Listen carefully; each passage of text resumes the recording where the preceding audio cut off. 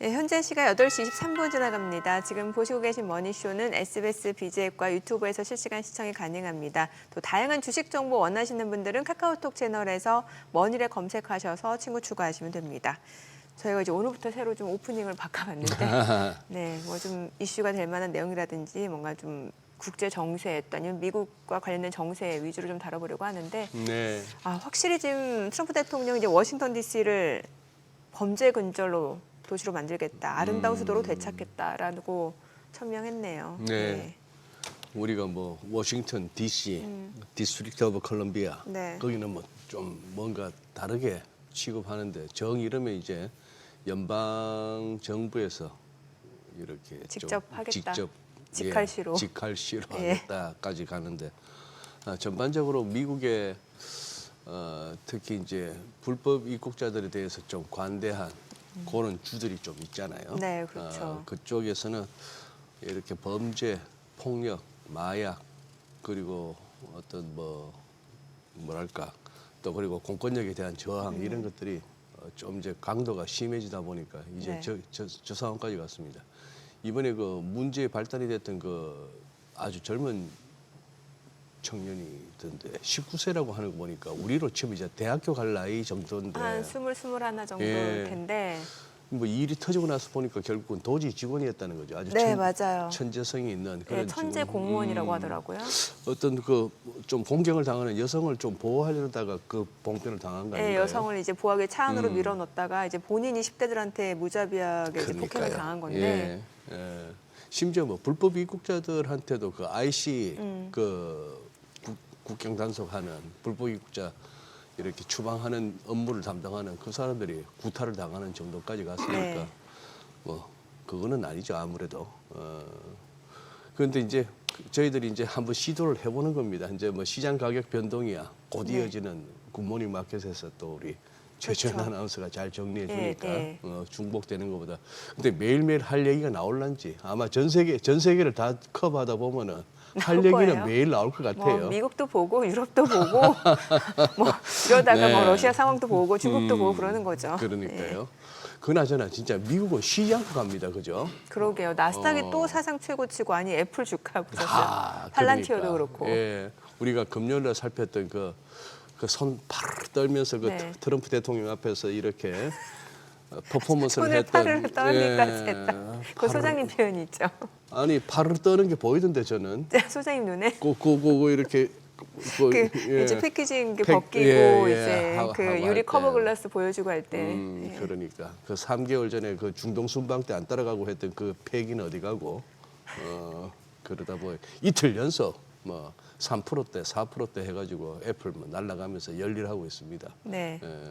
그리고 또 뭐 미국장 끌어올리는 또 열일하는 분이 서울에도 한 분 계시잖아요. 바로 모셔보겠습니다.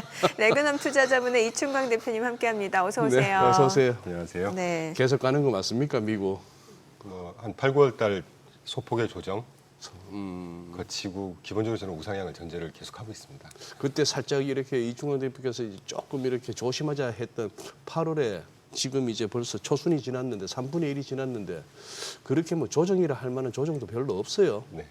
그런데 좀 세심하게 살펴보면 네. 지난주, 지지난주 업종별로 좀 편차가 있었습니다. 업종별로. 이게 그런 면에서 소폭 조정 정도를 뭐 변을 할 수 있지 않을까 하는 생각을 하는데 두 분 언급해 주신 대로 이 그 빅테크 리더십을 갖고 가는 기업들이 다른 그러니까 예를 들면 뭐 IBM이라든가 아마존, 테슬라 정도가 네. 테슬라는 빼고 아마존, IBM 같은 경우는 매출액, EPS 성장 괜찮았었는데 예. 가이던스가 조금 저조했거든요. 네. IBM은 많이 빠지고 있어요. 네. 네. 그 정도 빼고 나머지 한 4개, 메타 등등 마이크로소프트 굉장히 뭐 아까 애플도 언급해 주셨지만 예, 예. 그러니까 결국은 단기 주가 조정은 이익 성장세가 끌어간다고 저는 보고 있어요.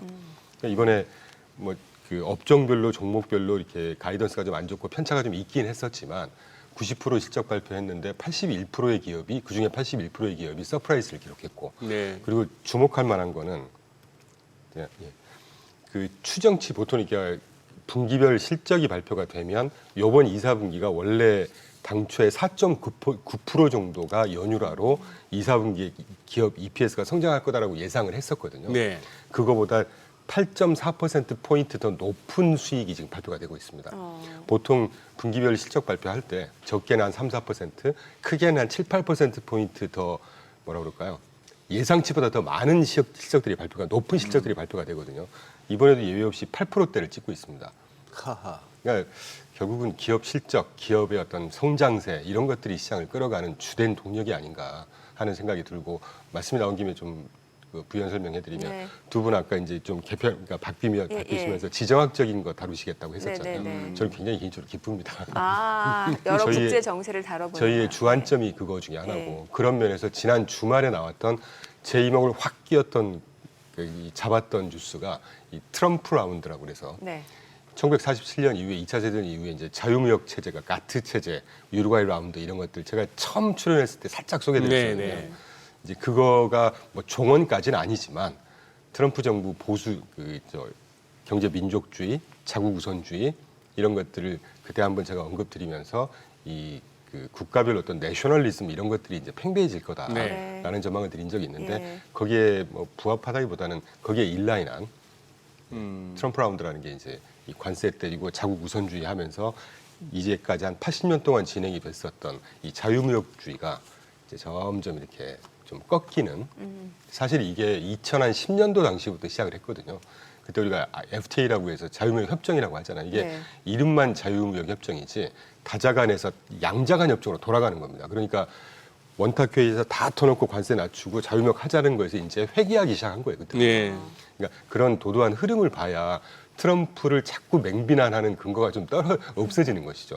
트럼프가 이상한 사람이라서 이걸 주장을 하는 게 아니라 이 전체 무역 시스템이라든가 이 큰 어떤 지오폴리티컬 패러다임 자체가 그때부터 변했다는 거를 네. 좀 집중하고 있는데, 주말에 그런 소식이 나오길래 확실히 큰 흐름은 바뀌었구나, 바뀌고 있구나 이런 생각을 참고로 했었습니다. 네. 결국 뭐 미국 무역 대표부 USTR 대표 이름이 잘 안 외워집니다만 제미슨 그리어가 한 얘기죠. 네. 이제 결국 2차 대전 이후 전후 체제라고 할 수 있는 그 우루과이 라운드 WTO 체제 이제 종식되었다라고 얘기하면서 트럼프 라운드, 아마 우루과이 라운드에 하나 이제 뭐 맞춰서 라임을 맞춰서 한 얘기인데, 보통 국제회의라는 게 우리나라는 이렇게 사각형에서 앉아서 마주보고 하는데 주로 이제 둥그렇게 앉아서 원탁에서 하기 하니까. 때문에 거기다 이제 라운드라고 붙이거든요. 네. 당장 이달 말쯤에 지금 이제 우리나라 이재명 대통령하고 이제 트럼프 대통령 만날 예정인데, 저는 또 약간 이제 걱정이 되는 게, 최근에 보니까 그 트럼프가 CNBC에서 전화 인터뷰 얘기를 하길래 우리나라한테 6천억 달러 투자 받기로 했다는 거예요. 이제 어디에 투자 받을지는 자기가 정할 거고 아직 구체적인 계획은 나오지 않았는데 그게 자기 계획이래요. 근데 지금 얘기가 다르잖아요, 규모가. 트럼프는 6천억 달러라고 하고 우리나라는 4,500억 달러고. 네, 에너지 포함해서 4,500억 달러. 예. 그러니까 이제 정상회담 앞두고 그러니까 거래 기술을 한 번 더 부리신 거죠. 거래 기술. 툭 던져놓고 요 트럼프. 정도. 아. 네, 늘 그렇습니다, 이분이. 저기 뭐랄까, 이번에 그 스위스 대통령이 미국까지 갔다가 미국 뭐 제대로 인사들 만나지도 못하고 돌아가는, 좀 어떻게 보면 수모를 당했는데, 그렇죠. 내가 좀 트럼프를 안다라고 하니까 트럼프 대통령이 어디 함부로 이렇게 된 것 같아요. 그가 뭐 거래 기술을 독파했네, 내가 트럼프를 좀 아네, 저분한테는 어떤 식으로 대화를 끄집어내야 되는지 안다 했는데, 뭐 마담 나는 당신이 누군지 잘 모르겠다 이런 식으로 나와버리니까. 갑자기 좀 재밌는 말씀이 생각이 나서 네. 좀 이질적인 얘기인데, 그 마이크 타이슨 헤비급 복싱 아하, 챔피언이 예. 그런 말 한 적 있죠, 링에서. 누구나 그럴싸한 그럴싸한 계획은 계획은 있다. 얻어맞기 전까지는. 그러니까 그 생각이 났어요. 말이 좋아 우루과이 라운드인데 결국 미국 마음대로 하겠다는 것이고. 근데 중요한 건 그게 힘의 균형, 힘의 원리, 군사력, 경제력에 있어서 누가 지렛대 효과를 더 많이 갖고 있느냐. 결국 힘의 논리 아니겠습니까? 네. 좀 우픈 현실이죠, 어떻게 보면. 지금 또 이제 주말을 보내면서 우리가 혼란스러워지는 게, 이제 관세 15%가 되면서 자동차도 15%인 줄 알았는데 보니까 막상 8월 7일부터 이제 상호관세가 적용됐는데 25%를 부과하더란 얘기입니다. 우리뿐만이 아니고 EU나 일본도 마찬가지예요. 그러니 하나도 지금 확실한 게 없어요. 그 전에 합의된 게 의미가 없는 느낌이죠. 네, 하나도 확실한 게. 저도 주말에 좀 헷갈렸습니다, 살짝. 네. 품목 관세해서 자동차 관세는 25%로 하겠다고 계속 지금 언론 발표되고 있고 우리나라 기사를 살펴보니까 우리나라하고 자동차 관세는 또 15%. 글쎄. 원래 우리나라 통상 대표단들이 예. 12.5%인가를 주장했는데 그게 예. 15%가 됐다는 건데 조금 헷갈리긴 하더라고요, 저도. 네, 헷갈리긴 합니다만 일본도 17%라는 거잖아요. 기존에 2.5에다 15 더해서 17.5. 그런 식으로 어쨌거나 참 이 뭐 불확실성이 해소된 게 아니에요 보니까 관세 관련해서는 또 언제든지 또 그거 할 수 있어서 어떻게 들리실지 모르겠지만 지금의 이 작금의 올해 들어 이 작금의 관세의 흐름을 쭉 놓고 보면 그때도 살짝 한번 네네. 그런 표현 드린 것 같은데 결국 저는 트럼프가 위너가 되는 그림으로 가고 있다고 보고 있습니다. 그건 결국은 이제 미국의 좋은 또 미국 주식시장도 좋은 이제 너무 일방적인 해석일 수는 있는데 네. 객관적으로 보면 그런 그림이 보여요.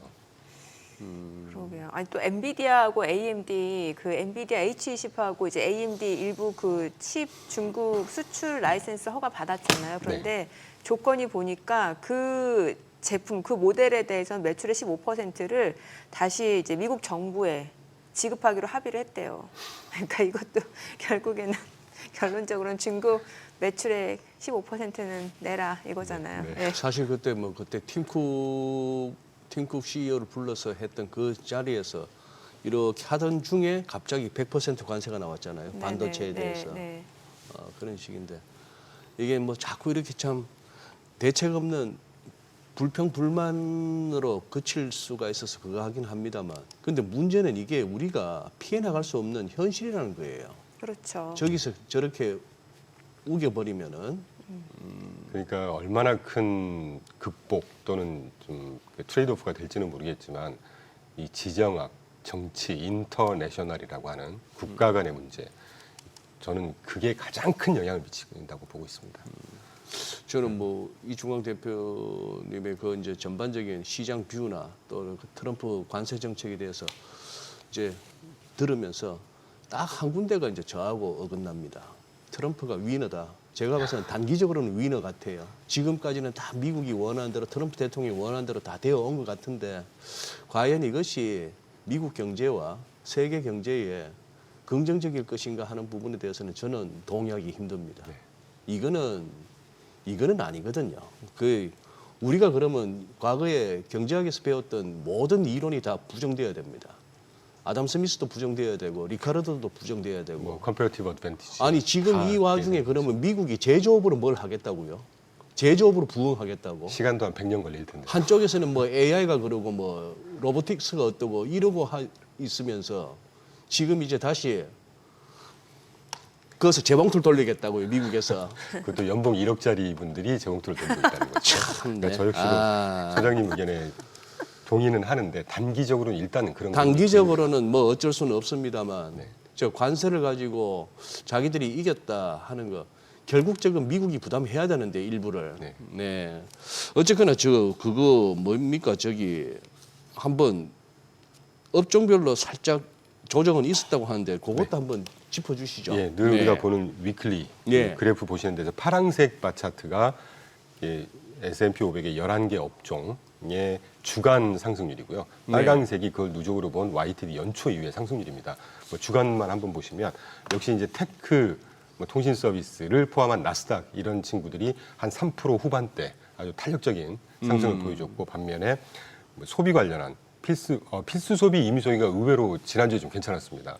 연초 이후에 조금 4월 8일 이후에 좀 저조했었거든요. 네. 그런데 지난주는 이제 산업재라든가 유틸리티 그리고 헬스케어, 부동산 이런 친구들이 이런 걸 포함해서 이제 제일 오른쪽에 보시면 S&P 500 EQW라고 해서 이퀄 웨이트, 그러니까 중소형주를 다 포함한 전체가 조금 지지부진했던 그래도 뭐 마이너스 0.3에 불과하긴 했었지만 그래서 아까 모두에 제가 업종별로 또는 그 종목별로 좀 잘 선정을 해서 그 상승세 또는 시장의 대응을 좀 해야 되지 않을까 하는 생각이 들고 네. 여기에서 미루어 또 하나 짐작이 되는 것은 지난주까지만 해도 오르는 주는 전부 다 비슷하게 올랐었거든요. 그러니까 지난주부터 이제 실적 발표가 되기 시작하면서 업종별로 좀 들쑥날쑥한 그림이 보입니다. 네. 이것들이 아까 말씀드렸던 약간의 소폭의 조정을 반영하는 이런 패턴이 아닌가 하는 생각이 들어요.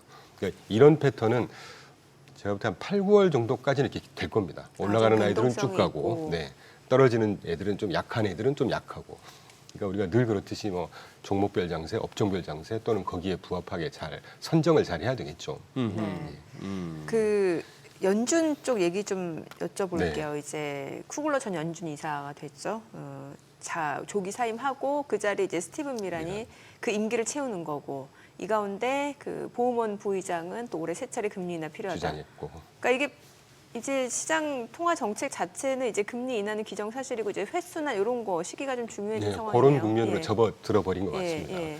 그런데 제가 지난주 FMC 전에 사견임을 전제로 깜짝이나 할 수도 있을 것 같다. 물론 보기 좋게 깜짝이나. 빗나갔지만 예. 뭐 저희도 전망은 동결이었지만 그런데 이번에도 좀 그런 생각이 들어요. 9월 달에 이제 다음 회차지 않습니까? 예. FMC가 이렇게 그 스티븐 미란 사실 국가경제자문위원장이고 이 트럼프의 무역 전쟁 또는 무역 정책 시스템을 밑그림을 그린 친구지 않습니까? 예. 그 헤지펀드 근무하면서 편했던 보고서를 기반으로 해서. 근데 이런 친구가 들어가고 지금 그래프에서 보시는 대로 연준 이사 등등해서 지금 19분인가요? 그중에 거의 한 3분의 1, 한 2분의 1에 가까운 인사들이 매파에서도 비둘기파로 최근에 변했습니다. 아까 보험원도 마찬가지고. 에도 불구하고 저는 지난주, 이번 주에 이제 그 CPI 또 PPI 발표가 되겠죠. 네. 지난달 거 발표했던 것부터 서서히 이제 관세에 따른 물가가 투영이 되기 시작했다고 생각을 하고 있거든요. 물론 시장의 그 상승세를 꺾일 만한 강도는 아니었지만, 그럼 이게 어떤 식으로든 이따가도 다루겠지만, 아까 소장님 언급해 주신 대로 이 관세가 분명히 경제 펀더멘털에 이제 투영이 될 거 아닙니까? 그렇겠죠. 그래야 정상이지 않습니까? 그렇죠. 그렇죠. 수출업자가 몇 프로냐, 수입업자가 몇 프로냐, 소비자가 몇 프로냐는 이따가 언급되겠지만, 그럼 이런 것들이 어떤 식으로 반영이 돼야 되거든요. 예. 지금 현재까지는 한 40~50% 정도가 소비자가 부담을 할 거라고 합니다. 시장 보고서를 보면. 그러면 그게 결국은 물가 상승세로 반영이 되는 거 아니겠어요? 그렇겠죠. 그럼 이게 갈수록 한 8, 9월 정도, 저는 이 8, 9월, 10월 달 요 정도가 일시적으로 끝날 거라고는 봐요. 물가 상승세가. 왜냐하면 일기 때도 자꾸 마찬가지고. 이제 저 행정부 측에서는 일회성일 것이다 하는 네. 얘기고. 저 역시도 믿고는 있지만 어떤 식으로는 투영이 될 거란 말입니다. 네네. 7월 달 걸 발표하는 8월, 그리고 8월 달 걸 발표하는 9월 정도의 CPI, 그 PPI 생산자 물가, 소비자 물가 지수, 수입 물가 지수, PCE 물가 지수 이런 것들이 이제 지금도 이번에도 이제 상승해서 나올 거라고 예상들을 하고 있는데, 이게 이제 점점 탄력이부터 조금씩 더 이렇게 상승해서 나오면 FMC가 그걸 보고도 인하할 수 있을까? 그럼 그 FMC의 기존의 스탠스하고도 좀 틀린 것이고, 이 물가 상승세가 얼마나 큰 강도로 얼마나 길게 영향을 미칠지 모르는 상태에서 금리를 인하시킬 수 있을까? 이런 생각이 막 혼재돼서 저도 좀 들고 있습니다. 이번 주 화요일이니까 우리는 수요일 새벽에 뭐 확인하겠습니다만 저거 3자로 바뀌면은 좀 그거 할 텐데. 조정이 있을 수가 있겠죠. 그죠? 네. 그래서 제가 이제 8, 9월 달에 소폭의 조정 정도를 보는 게 이제 아까 기업 실적의 들쑥날쑥한 거. 사실 이번에도 기업 실적이 이 끌어가는 아이들이 굉장히 좋게 나와서 그렇지 M7이 분기별로 22% 성장했다고 그러거든요. EPS 네. 성장률이. 네. 나머지 490한 7개 종목인가요? 얘들이 9% 정도 성장을 했습니다. 그러니까 이제 종목별로 들쑥날쑥한 거죠. 예. 업종별로도.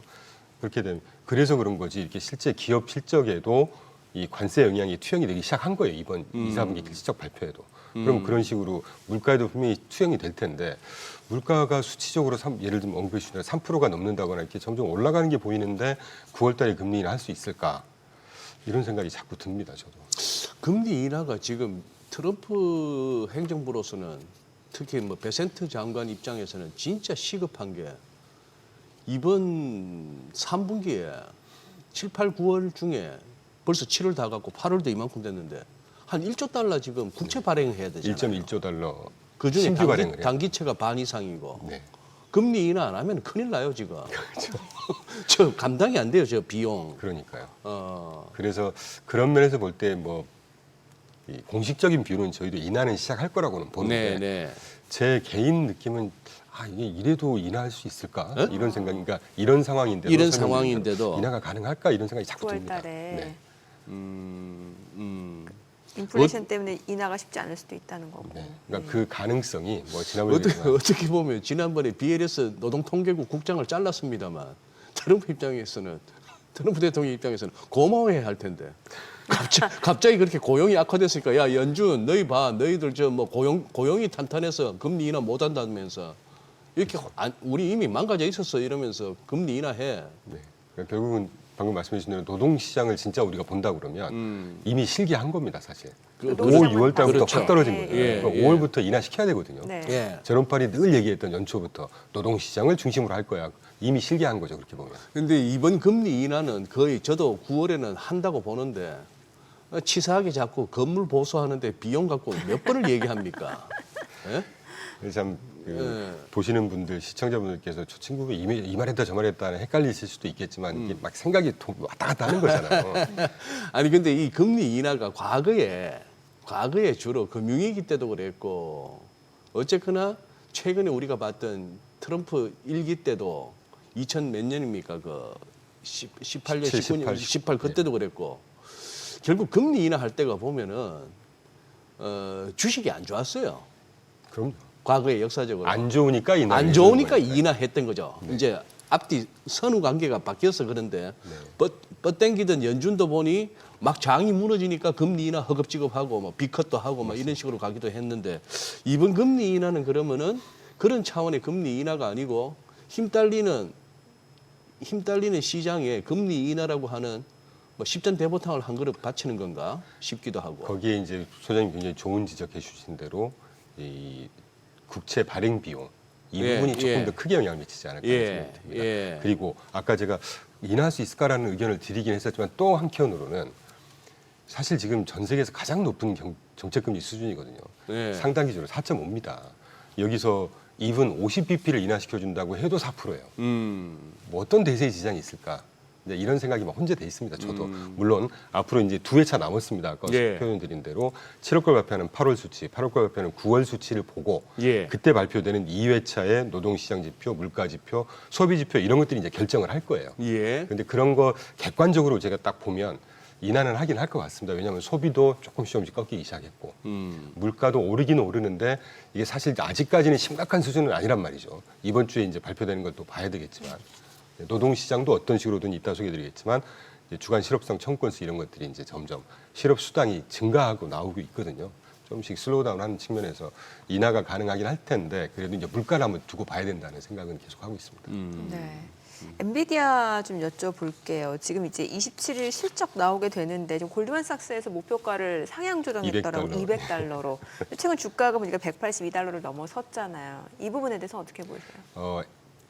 엔비디아뿐만이 아니라 이 빅테크, AI 관련된 빅테크 종목들의 리더십은 예. 당분간 계속 될 거라고 봅니다. 아, 예. 왜냐하면 지금 차트 보여드린 대로 네. 한 번인가 제가 보여드렸는데 또 한 번 갖고 왔거든요. 이 우리가 이제 배트맨이라고 했었지 않습니까? 예. 브로드컴 포함해서. 예. 근데 최근에 이제 팔란티어 관심들이 많으시니까 배트맨 더하기 팔란티어를 같이 갖고 왔습니다. 네네네. 다른 것보다도 배트맨에다가 팔란티어를 팔란티어.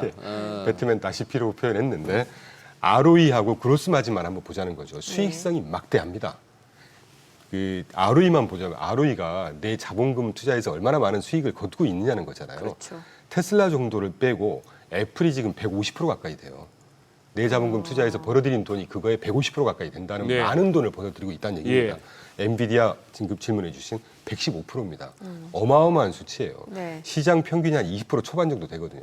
나머지 종목들도 테슬라 정도 빼고 적은 게 20% 시장 평균 뭐 다음 나머지 한 40% 30%씩 구가하고 있고 그 옆에 그로스 마진이라는 게 이게 이제 100만 원짜리 핸드폰을 우리가 생산을 할 때 네.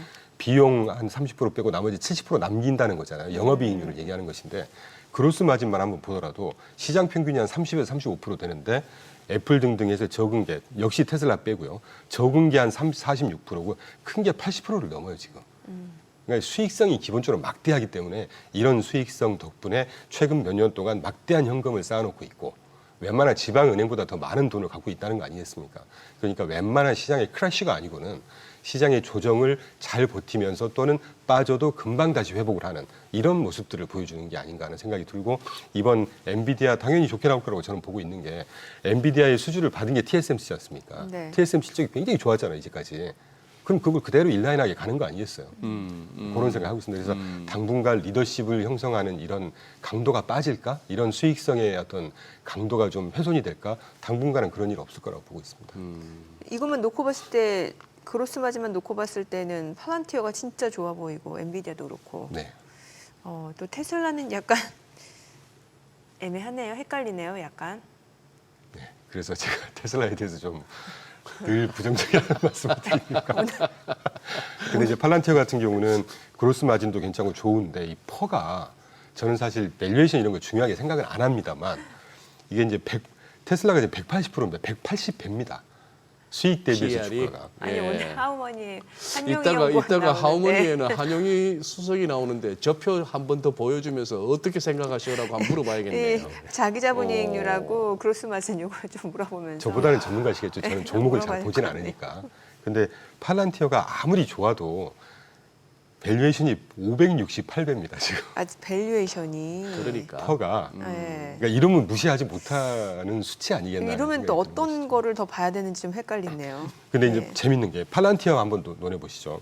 퍼가 높긴 한데 ROE가 한 15% 정도 이렇게 높진 않거든요. 네. 근데 그로스 마진 영업이익률이 80%예요 또. 이거 그러니까. 마진이 엄청 좋은 거잖아요. 예. 그러니까 이제 주가가 힘을 받는 이유는 여기에 이제 더 예. 포커스를 두는 것이겠죠 시장에서 예. 모멘텀을 더 주는 겁니다. 예.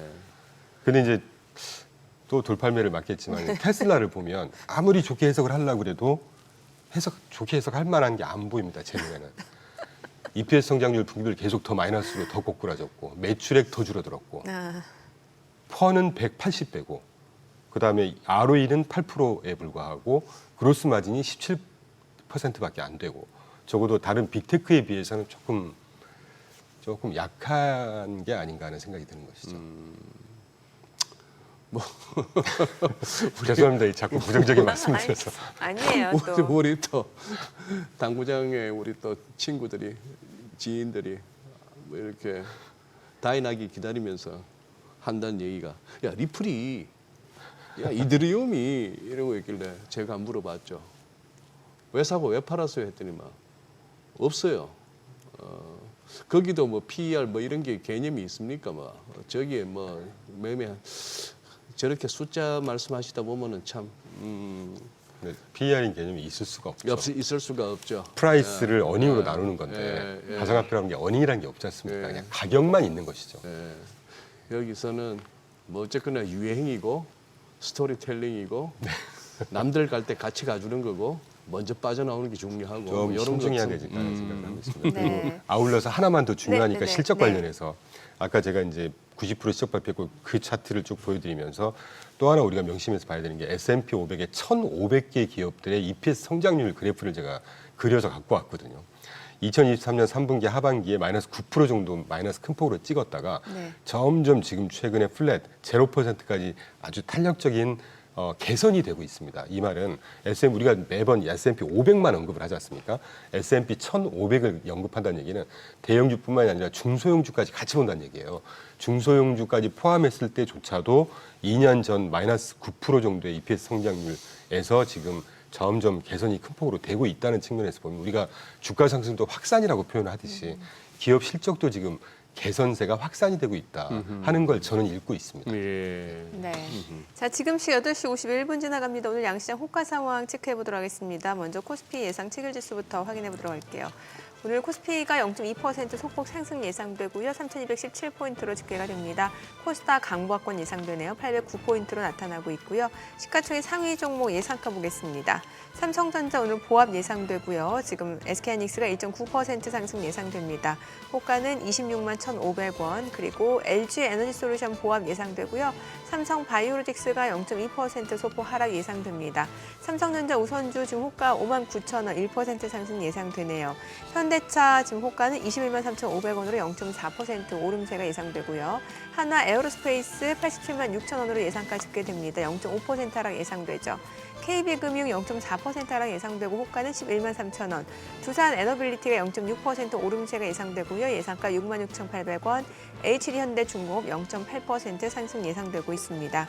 코스닥 시가총액 상위 종목 예상가 보겠습니다.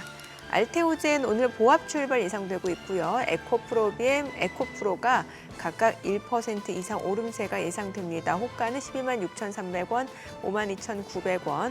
펩테론 강보합권 예상되고요. 파마리서치가 예상가 65만 7천 원, 1% 하락 예상되고 삼천당제 보합 예상되고 있습니다. 휴젤이 0.28% 소폭 상승 예상되고 있고요. HLB가 3.9% 약세가 예상됩니다. 지금 호가는 4만 900원. 최근에 주가가 계속해서 좀 가격 조정을 받고 있는 상황에서 오늘 추가적으로 또 하락이 예상되고 있고요. 레인보우 로보틱스가 1.4% 상승 예상되고요. 리가캠바이오는 하락 출발 예상되고 있습니다. 이제 개장까지 6분여 가량 남았는데요. 일단 양시장은 지금 보합권 예상되고 있는 상황이고 지금 호가 분위기에서는 뭐 조선, 원전 또 2차 전지 이쪽으로도 매수세가 유입되지 않을까라는 기대를 갖게 만드네요. 금요일 뉴욕장에서 야간 선물은 저거보다 더 높게 끝났는데 막상 꾹꾹 열어보면 또 더 세게 갈 수도 뭐 있겠다 싶긴 합니다만 우리가 최근에 봤던 게 3,288 근방이었죠. 고점이 그렇지 않았나요? 3,300 전에서 하기야 우리 정민 앵커는 뭐 지수 관심이 없으시니까. 3,288 맞아요. 근데 말투가 왜 그렇게 시큰둥? 제 마음의 소리를 읽으셨네요. 내 종목이 가야지 뭐 네, 지수가 그러니까, 뭐 그래 중요하냐는 맞아, 그 지론. 그러니까. 그 마음의 소리가 이렇게 나왔어요. 근데 그 고점이 뭐가 중요해? 내 종목이 약간 이런 느낌이죠. 그러니까 아이고 참네. 아니 근데 이거 개장 전에 이거 한번 공부시켜 주세요. 재밌는 거 갖고 오셨네. 골드만삭스하고 JP모건에서 실제 관세 부담 누가 얼마만큼 하느냐 나름대로 분석했네요. 네. 선생님도 이거 계속해서 좀 의문 갖고 계셨잖아요. 저도 이거 궁금했어요. 예. 사실은 정답은 아직 없습니다. 정답 없죠? 나오는 거 갖고 이제 글쎄, 다시 다 예. 브레이크다운 하고 이제 수치가 예. 발표될 텐데 그 당초에 7월 초에 이 짙은 그러니까 좌측 그래프에서 짙은 게 FRB에서 네. 전망한 그러니까 FRB 산하의 이제 뭐 예산 연구소 같은 거기서 발표된 게 그때만 해도 외국 수출업자가 한 15% 분담을 할 거다. 미국의 수입업자가 한 35% 정도 분담을 할 거다. 나머지 60%가 소비자가 분담을 할 거다라고 했는데 골드만삭스는 약간 하늘색으로 골드만삭스는 소비자가 한 70% 정도 부담을 할 거다라고 7월 초에 전망을 했는데 예. 지난 8월 7일 날 한 달 있다가 JP모건에서 저는 이제 JP모건 골드만삭스 이 두 개가 워낙 큰 하우스지 않습니까? 그렇죠. 이런 분석 잘합니다. 그리고 데이터를 워낙 방대하게 취급을 하기 때문에 네. 그런 면에서 JP모건이 이제 분석해서 발표한 자료가 트럼프 1기 때는 이 70%를 소비자가 분담을 했고 수출업자 나머지 30%가 분담이 됐다고 합니다. 그러니까 그때는 미국의 기업들이 크게 훼손이 없었다는 것이죠. 네. 그런데 기업들 조사를 최근에 해보니까 기업들이 그 설문조사했던 거는 수출업자가 한 10% 분담할 거고 수입업자가 미국 회사들이 40% 나머지 50%를 소비자가 분담할 거다. 그런데 최근 발표되는 데이터를 갖고 이제 브레이크다운을 해봤나 봐요. JP모건이. 가장 좀 근사치라고 보이는데 예. 수출업자가 20%, 수입업자가 40%, 나머지 40%를 또 소비자가 분담을 할 거다. 이렇게 발표를 한 거고 아하. 어쨌건 다른 거 차치하고라도 소비자가 적어도 한 절반 정도를 분담한다는 거 아니겠습니까? 네. 그래서 제가 아까 모두에 이 물가로 어떤 식으로든 발현이 될 텐데 네. 이걸 확인하는 뭐 8월, 9월 정도가 이제 소폭 그 어떤 뭐 소폭의 조정에 네. 의미가 되지 않을까. 예. 에도 불구하고 이게 참 아까부터 제가 이 말했다 저 말했다를 계속 말씀드리는데 에도 불구하고 제가 오늘 그래프는 안 갖고 왔습니다만 네. 제가 가끔 소개드린 트루플레이션이라고 실시간 물가지표를 예. 인터넷에서 오늘 딱 찾아보시면 연초에 1.2%가 딱 찍었다가 쑥 떨어졌다가 4월 당시에 관세 굉장히 불안했을 때 그때 2.3%까지 아주 급등을 하거든요. 그러다 최근에 1.75까지 쑥 떨어져 있습니다. 예. 그러니까 이 절대 수치가 중요한 게 아니라 패턴이 중요하다고 볼 때 이번 주 CPI, PPI도 지지난주, 지난주처럼 그렇게 뭐 굉장히 시장을 흔들 만큼의 강도는 아니지 않을까 아직까지는 네. 그 정도 생각이 막 혼재돼 있습니다. 저도. 근데 저 보니까 확실히 수출업자도 부담을 하긴 하네요. 그러니까요. 예. 그리고 또 하나는요. 아주 아주 뭐 1차원적인 얘기일 수 있겠지만 관세가 부담이 돼서 가격 반응이 되지 않습니까? 네. 소비자가 부담스러워 안 사버리면 됩니다. 그러니까요. 그러니까요. 예. 그런 아주 기본적인 그 효과가 있는 거예요. 그러니까 이러다가 이제 미국 말고 다른 국가에서는 이제 수요 자체, 그러니까 미국의 소비를 안 해주면은 이게 디플레이션이 올 수도 있는 상황인 거잖아요. 아까 예. 우리 이전 방송에 그 앵커님들 소개하실 네네. 때 보니까 미국의 네. 저 일본의 수출업자들 성과가 지금 실적이 굉장히 안 좋게 나온다는 네네. 거잖아요. 그게 관세 영향 아니겠습니까? 그렇죠. 수요가 줄어드니까. 하물며 환율이 급변할 것 같으면은 조금 이제 수입업자 측이 사는 쪽이 갑이니까 우리 국내에 이렇게 보면은 그거 수출이 좀 환율이 좀 올랐다고 그 환차익을 다 누리냐 물어보면은 그렇지 않다는 거예요. 너가 환율 올랐으니 좀 단가 싸게 해서 넘겨라 이런 식으로 네. 나오면서 그 협상 과정이니까 이제 수출업자들이 결국 얼마나 부담하느냐 하는 거는 그 수입업자와의 그 어떤 협상의 네. 어떤 그 뭐랄까 누가 더 우위에 있느냐에 따라서 그렇게 하는데 한 가지 분명한 거는 결국은 수입업자들이 다 15%건 25%건 다 부담은 못한다. 지금까지는 어떻게 보면은 미리 사뒀던 재고로 버텨왔지만 그렇죠.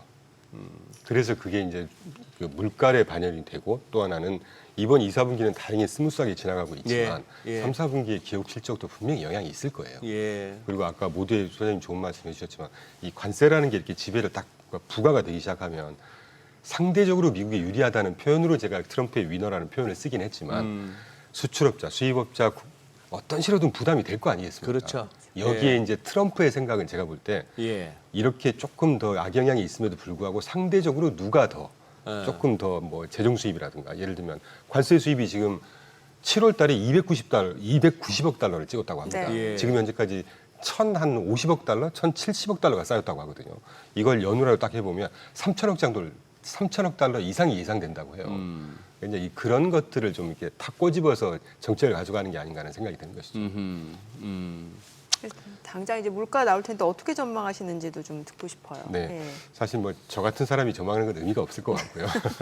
시장에서 보는 지금 이제 그 시장의 컨센서스를 그래프를 하나 가져왔습니다. 네. 먼스 헤드라인이 0.2에서 한 0.3 그리고 코어가 0.3 정도 예상을 하고 있는데 저는 이 정도면 시장에 이렇게 크래시는 없을 거라고 봐요. 예를 들면 먼스로 예. 왜 시장에 큰 충격이 없을 것 같은지는 개장하고 좀 이유 들어보도록 네, 하겠습니다. 오늘 국내 증시 흐름 확인해 보죠. 개장합니다.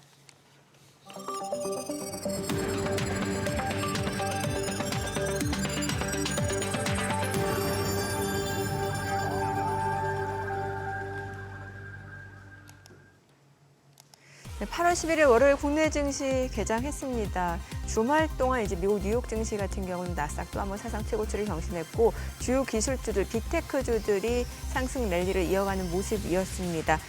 일단은 금리 인하에 대한 기대감이 좀 많이 반영이 되는 상황이고 관세와 관련해서는 여전히 불확실성이 있는 모습이죠.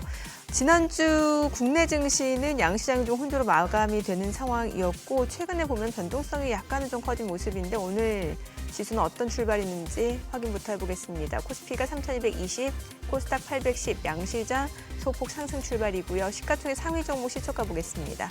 삼성전자 보합이고 SK하이닉스가 오늘 1.7% 올라갑니다. 지금 반등 보여줍니다. 26만 1,000원이고요. LG 에너지솔루션 2.6% 올라갑니다. 38만 8,500원. 삼성 바이오로직스도 1.2% 올라갑니다. 103만 7,500원. 삼성전자 우선주도 상승 중이고 현대차는 보합이고요. 기아가 소폭 오름세 강보합권이고 하나 에어로스페이스는 좀 떨어집니다. 87만 7,000원. KB금융이 약보합권이고요. 두산 에너빌리티가 0.7% 올라가고 HD현대중공업은 지금 보합권 움직임 이어집니다. 코스닥 시가총액 상위 종목 시초가도 보도록 하겠습니다. 오늘 알테오젠이 0.7% 하락합니다. 지금 42만 7,500원. 그리고 에코프로비엠은 3% 강세 12만 8,200원이고요. 에코프로도 2.3% 올라갑니다. 5만 3,200원. 파마리서치 2.4% 강세입니다. 68만 원. 팩트로는 좀 떨어지고요. 삼천당제약이 0.4% 올라갑니다. 그리고 HLB가 2.3% 약세로 4만 1,600원. 최근에 계속해서 주가 떨어지고 있는 상황이고 레인보로보틱스가 1.2% 올라갑니다. 지금 28만 1,500원 하루 만에 다시 좀 반등 보여주고 있는 상황이고 리가캠바이오는 1% 약세고요. 삼천당제약은 0.4% 올라갑니다. 오늘 시장에서 특징을 보여주는 섹터 종목들 좀 체크해 보도록 하겠습니다. 오늘 2차 전지 쪽이 굉장히 강해요. 지금 보시다시피 LG 에너지솔루션뿐만 아니라 삼성 SDI가 6% 강세입니다. 23만 2천 원, 그리고 SK이노베이션도 1.2% 올라가고 에코프로 그룹주도 다 올라가고 LNF도 2.7% 상승 7만 7,700원, 포스코퓨처엠도 3.6% 오름세 15만 6천 원 선 움직임 이어지고 있습니다. 2차 전지 쪽은 오늘 셀 쪽뿐만 아니라 지금 흐름이 다 좋습니다. 나트륨 이온 쪽도 흐름이 좋아요. 리튬 쪽도 좋고요.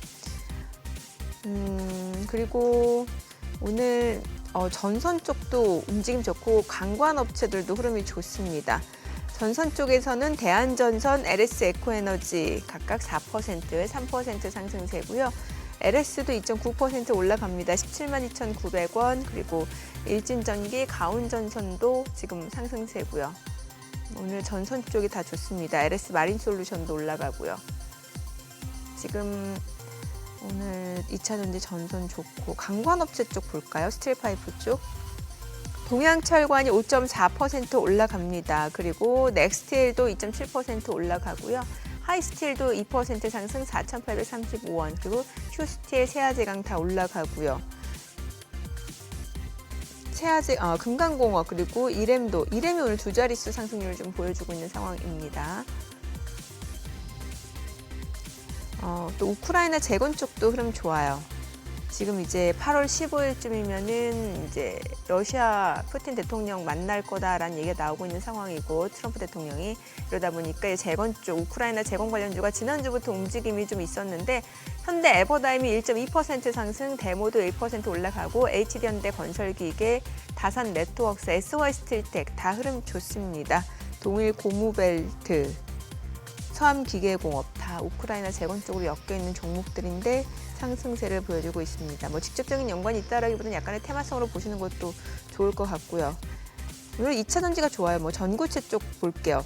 전고체 쪽에서는 지금 하나기술, 천보, 이수 스페셜티 케미칼 모두 3% 이상 올라가는 상황이고 EV 첨단 소재도 2.4% 올라가고요. 덕산테코피아, 또 유일 에너테크, 대주전자재로 다 올라갑니다. 전고체 쪽도 다 좋습니다.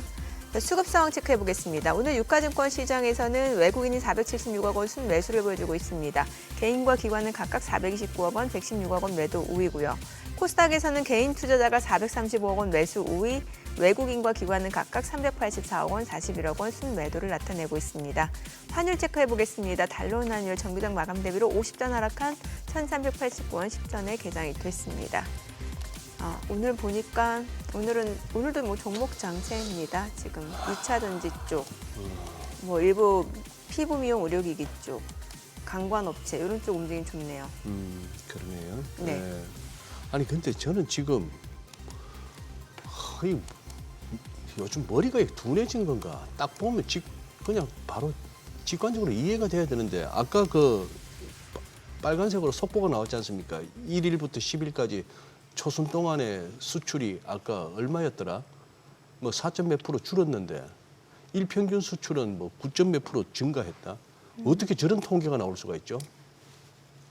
아니 전년 동기 대비 4.3% 줄었는데 수출은 일평균 수출이 아까 제 기억으로는 9몇 % 증가했는데 어떻게 그런 수치가 나올 수가 있죠? 이 대표님 이해됩니까? 저도 좀 이해는 안 됩니다. 일평균 수출이 거의 그렇게까지 늘었는데 어떻게 1일부터 10일까지 수출이 전년 동기 대비 4.3%나 줄죠? 그냥 그러면 그런 줄 알아야 되나 요즘은? 말이 안 되는 그러네. 아니면 우리가 자막을 잘못 입력을 하셨나?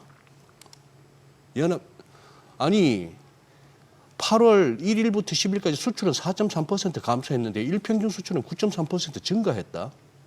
시청자분들 이해되십니까 이게? 굳이 생각을 해보자면 굳이? 예, 작년 대비 예. 그러니까 증가를 하기는 기준이 다르다는 거죠. 예, 작년 대비 레벨이 서로 틀려진 게 아닐까 하는 생각이 좀 드네요. 아직 저도 그 데이터를 못 봤기 때문에 정확히 말씀드리긴 그런데요. 그러니까요. 예, 알겠습니다. 일단 저도 지금 인포맥스 속보 지금 딱 9시로 나왔네요. 나왔는데 뭐 우리 또 초등학교부터 고등학교 졸업할 때까지 우리 또 특기가 그거 아닙니까? 이해가 안 되면 외우는 거. 그냥 뭐 외우죠 뭐. 일평균 수출은 일평균이 중요한 것보다는 YOY. YOY. 어쨌건 YOY가 지금 떨어지고 있다는 게 중요한 거 아니겠어요? 네. 이제 외울 필요도 없어요. AI 덕분에. 외울 것도 없이 그냥 AI한테 물어보면 돼. 예, 바로바로 다 나오니까. 예, 그러니 알겠습니다. 아까 무슨 얘기하다가 또 끊겼죠? 그 물가 얘기 나왔는데 물가가 이번에는 그렇게 얼마 시장에 정도? 큰 충격을 주진 않을 것 같다. 이 얘기였어요. 예, 그 예. 이유에 대해서 이제 말씀을 주시면 될 것 같아요. 시장에서 이제 사실 저희가 로데이터를 다 긁은 게 아니니까 이제 네, 대표적인 네. IB들이 전망하는 지금 먼스 그러니까 월간으로 한 0.3, 0.35 뭐 요 정도거든요. 네. 예, 추세는 올라가는 거로 나오긴 하는데 시장의 어떤 막 흔들림을 굉장히 가져다주는 이 정도 아직은 아닐 것 같다는 생각을 하고 있고 또 제가 보는 지표 아까 모두의 트루플레이션의 추세를 보면 이 최근 추세 실시간이 좀 급격하게 떨어지고 있는 추세이기 때문에 분명히 이제 관세가 반영은 될 텐데 시장의 어떤 상승세를 꺾일 정도는 아닐 거라고 생각을 하고 있습니다. 아직까지는. 근데 이제 누차 지금 세 번째 강조드리지만 분명히 이게 투영이 돼야 맞는 것이거든요. 펀더멘털에 이 관세가 투영이 되어야. 그러면 8, 9월 달 정도가 이제 조금 이 물가 상승폭이 커지는 구간이 아닐까 하는 생각은 듭니다. 네. 자, 그러면 이제 그 물가 말씀 주셨고, 그럼 트럼프 관세와 물가 이 부분에 대해서도 저희가 좀 영향을 좀 예측을 해봐야 되니까요. 준비하신 자료를 좀 보면서 설명을 주시면 좋을 것 같아요. 제가 이제 예. 사실 갖고 온 게 예. 좀 뜬금없는 말씀으로 들리실 수는 있겠지만 네네. 일기 때를 비추어 볼 때 일시적일 거라고 제가 표현을 드렸었잖아요. 네. 그 일기 때 이게 지금 보시는 그래프가 2018년하고 2019년, 20년까지의 요 네모난 박스 보여드리는 게 이게 트럼프 일기 때 트럼프가 2018년도 5, 8, 9월 달, 7, 8, 9월 달 그리고 2019년도에 2차 관세 5, 8, 9월 달 대중국 820개 물건에 대해서 2018년도 25%, 2019년도에 10% 2차 관세까지 때릴 때 이 네네. 구간입니다. 지금 그때 물가 패턴을 한번 보자는 거죠. 파란색 CPI, YOI만 보시면 되는데 2018년 3월, 8월, 10월 2.4, 2.7, 2.5 그러니까 8월 달에 2.7로 살짝 뜨더니 8월이 지나고 하반기로 갈수록 다시 안정이 돼요. 그리고 2019년도 3월, 8월, 12월 보시면 1.9, 1.7, 2.3 계속 뜨질 않지 않습니까? 그러니까 우리가 좀 뭐 당연히 아시는 내용이시겠지만 인플레이션이라고 하는 거는요. 네. 수분기 동안 일정 기간 긴 기간 동안 물가의 상승세 자체가 예. 계속 더해지는 걸 인플레이션이라고 합니다. 네네. 예를 들면 이번 달에 전달 대비해서 0.2% 상승했다면 다음 달 0.3, 0.4, 0.5, 0.6 이렇게 뜨는 걸 인플레이션이라고 하거든요. 관세가 우리가 초기만 해도 연초만 해도 이게 관세가 일시적일 거고 어떻게 보면 미국에 더 유리한 부분도 꽤 있다라고 답변을 드릴 때 조금 이게 받아들이지가 않더라고요. 네. 그때만 해도 깜깜이었고 네. 어떤 결과가 있을지 모르니까 그랬죠. 주가는 빨 하락했고. 어. 근데 이제 지난주 모 방송에서 가보니까 이제 MC 분들이 역시 그래도 결국은 미국의 보탬이 되는구나 뭐 이런 반응들을 놓고 볼 때 예. 이제는 보고 있는 것이죠. 이제 이 관세라고 하는 게 무조건 미국을 막 크래쉬로 몰아놓고 막 네. 물가 상승에 천정부지를 떠서 난리가 나고 이것만은 아니구나 하는 거가 조금 이질적이지만 좀 섞여 있다는 측면에서 보면 예, 최근엔 좀 설명드리기가 조금 수월한 분위기인 것 같아요. 예. 그래도 분명한 거는 적어도 우리가 과거의 역사를 보고 반면교사를 삼듯이 트럼프 일기 때 적어도 물가 패턴이 일시적으로 올라갔다가 다시 꺾였다는 측면에서 보면 이런 측면에서 관세가 물가에 일시적인 영향을 미칠 거다. 이제 이런 네. 의미로 말씀을 드리고 있는 것이고 뭐 저뿐만이 아니고 이제 월가의 상당 부분에 저보다 뭐 훨씬 더 훌륭하신 이런 구루들도 상당 의견들이 그렇습니다. 지금 현재. 일시적으로 끝날 거다. 그리고 심지어 우리가 앞에서 봤듯이 연준 이사라든가 네. 총재분들의 한 반 정도도 이렇게 얘기를 하고 있잖아요. 일시적으로 끝날 거다고. 그런 측면에서 볼 때 좀 긴 흐름으로 보면 7, 8월, 8, 9월 달에 조정이 있음에도 불구하고 저는 그게 저가 밀수 있기가 될 거라고 여전히 또 생각하고 있습니다. 그럼 연준 입장에서 확실히 물가보다는 저 지표가 맞다라고 하면은 이제 고용 시장을 보면서 금리 결정을 해야 할 필요는 있겠네요. 저는 충분히. 고용 소비일 텐데 예. 중요한 건 이제 고용이겠죠. 파급력가 네. 훨씬 더 크니까. 네. 그래서 제롬 파워도 연초부터 고용 시장을 볼 거야. 참 재밌지만 아까도 말씀드린 5월 달에 실기했다고 봅니다. 저는. 네. 적어도 소장님, 조정된 게 맞다면. 수출 지표 찾아보셨어요, 이유? 아니요. 제가 찾아봤어. 빠르다. 찾아봤는데 뭐래요? 이게 예, 그러니까 예. 그게 뭐냐면은 총 수출액 자체는 작년 같은 기간보다 이제 작았는데 조업 일수가 이번에 지난해 대비 적으면 일평균 수출액이 증가된 걸로 나온대요. 조업일수? 하루 네, 차인데? 조업 일수. 예? 하루 차이 나던데? 하루 차인데 그렇게 나오던데 지난해하고 하루 차이예요, 조업 일수. 아니 금년에 1일부터 10일까지 토1 빼고 네. 토1 빼고 그냥 월화수목금으로 따지니까 이번에는 6일이고 작년에는 7일이고 하루 차인데 근데 이제 실제로- 기간이 짧으니까 예. 좀 큰 영향을 미치지 뭐 그럴 수도 않을까요? 있고. 예. 예, 알겠습니다. 제가 감히 그냥 직관적으로 이해가 안 돼서 그랬는데 네. 알겠습니다. 근데 진짜 손 빨라. 누구한테 물어봤어요? 챗GPT. 그걸 아시면서 저한테 그러세요. 챗GPT. 아니 근데 우리 지수 지금 양지수 다 빠져요. 아니 저기 뭐야. 오늘 한번 솔직하게 한번 얘기 한번 하고 가시죠. 왜 우리 이충강 대표님은 왜 우리 국장에 대해서 늘 그렇게 부정적이세요? 소신 발언하고 가겠습니다. 소신 발언. 소신 네. 발언. 네. 연초에 한 30% 떴을 겁니다 지금.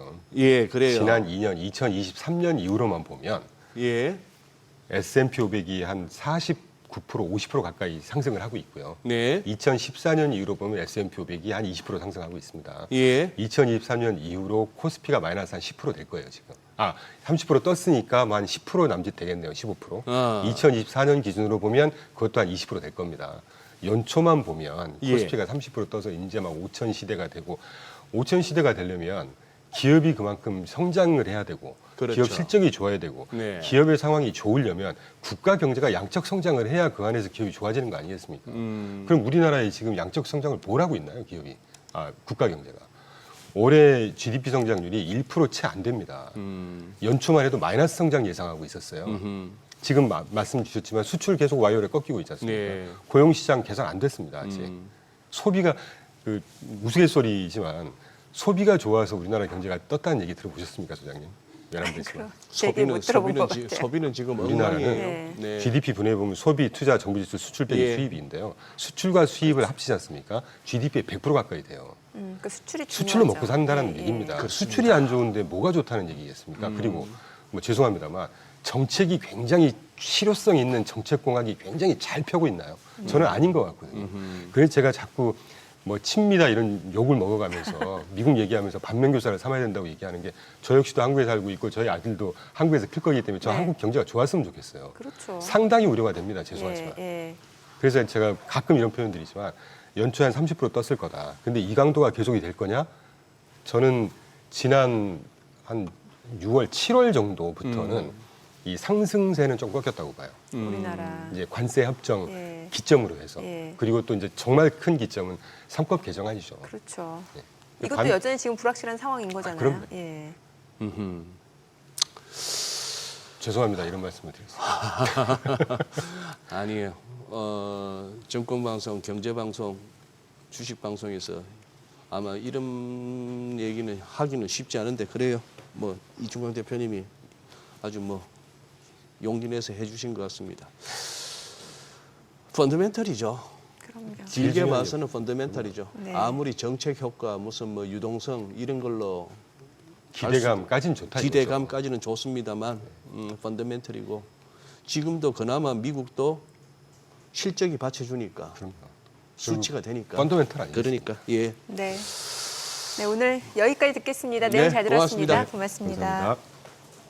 오늘 들으신 내용과 관련해서 더 다양한 정보 원하시는 분들은 카카오톡 채널에서 머니랩 검색하셔서 친구 추가하시기 바랍니다.